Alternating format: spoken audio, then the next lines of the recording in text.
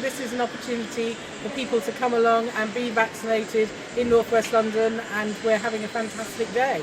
Yeah, we've been really so glad for the response. It's been absolutely fantastic. We can do up to 15,000 vaccines today. So Twickenham is really very close to Hounslow. We know that Hounslow is one of the areas that is seeing an increase in the cases of the new variant. So if they haven't made a booking, they will walk in, and we will be basically making sure that we're maintaining social distancing through the crowds.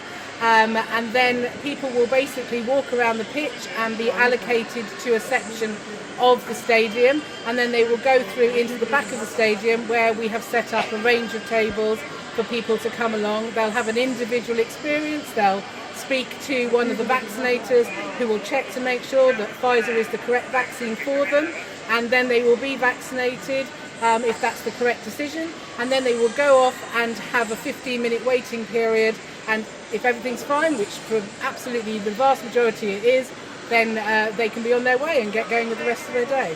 I think you always have a fear when you go outside about, oh, I might catch corona or something, when everyone around you is vaccinated and you feel like you're the only one that's not. So it feels good to have got the vaccine, a little bit of fewer worries, I'd say. I think just ever since the vaccine became a thing, and ever since it was approved, and my family members have been getting it, it's just been exciting. Obviously I knew being a bit younger that it wouldn't happen straight away, but just when the opportunity arose, I thought, yeah, let's just go for it.